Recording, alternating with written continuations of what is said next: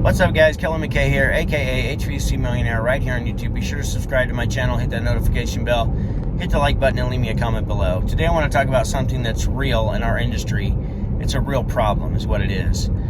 And some people have figured this out and are doing so much better than what the industry taught them. You know, if they've been in the industry for a long time, like me, I was just taught that, you know, when the season is here, you got to go make the money. And that was just my mentality. I didn't know any better. And as a result, I overworked a lot of people, you know, and it's just because that's what I did.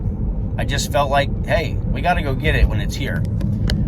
And I probably even said that in older videos, but I'm here to tell you that here's what that's going to cause. For one, it causes overwhelm. Once you get overwhelmed for a long period of time and it becomes like a chronic thing where you just don't feel like you have control over your schedule or the number of tasks that are on top of you every single day that have to get done, and there's pressure, whether it's internal pressure from yourself and wanting to achieve something great, or if it's pressure from management to pressure you into getting these things done. Like, I've made all of the mistakes. Every mistake you can make, I've made all of them, whether it's pressuring myself or pressuring others.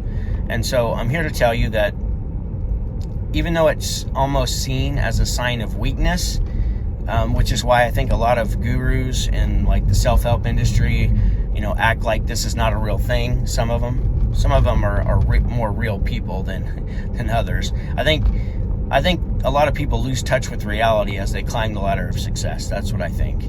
And so they don't realize, or they don't call it what it is when it happened to them, which is called burnout.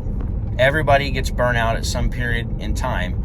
And so it's really an important subject to study, because we don't want to burn out our people and we don't want to burn out ourselves. Because when we burn out ourselves, or I guess when anybody burns out, there is a lack of productivity, there's a lack of engagement, more mistakes tend to happen. It can lead to like a lack of self-efficacy, which I've talked about in other videos, which just means that your belief in like being able to figure this out and get things done and to get to that next level, whatever it is. Like, if you don't believe in that, like that you're capable, if you don't believe that you're capable or believe that things can change, then that's going to lead to burnout. And then that can, of course, lead to depression and all kinds of problems, health problems.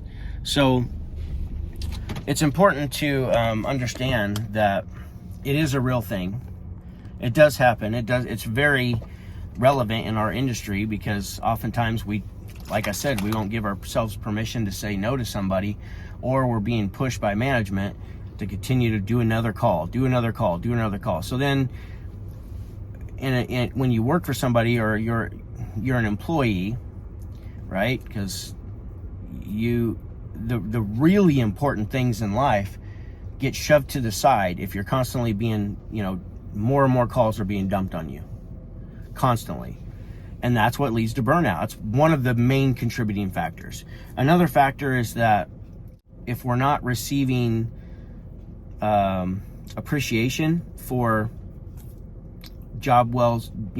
for work done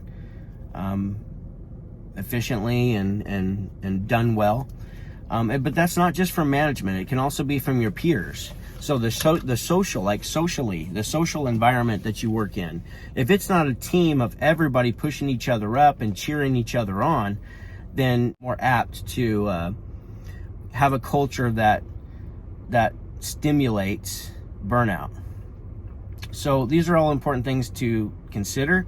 Burnout is real. I can tell you firsthand.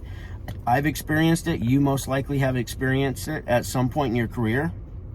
A lot of times it's burnout that causes us to start a business and to leave, you know, a perfectly good employer just because we're feeling burnout. And we don't realize that when you get into business, there's so much more to handle. So then the overwhelm, you're trading, you might be trading one unhappy experience for another. So, but we don't realize that until we get out on our own and realize just how much responsibility comes with ownership. But that's neither here nor there. What I really wanted to talk about is just understand that burnout is a real thing. Also, what happens in workplace environments is that people don't share this because it's seen as a sign of weakness. You know, you might not get a promotion if you went and talked to your boss about how you're feeling burnout.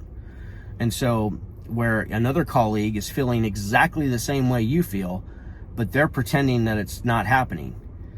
And maybe they don't have the courage to go talk to management to tell them about how they're feeling because they don't want to get passed up for a promotion, or they, you know, maybe they're ready for a pay increase, because that's another thing that can cause burnout. Just feeling like you're not making what you contribute, or making enough, a fair exchange. I talk about fair exchange with customers all the time.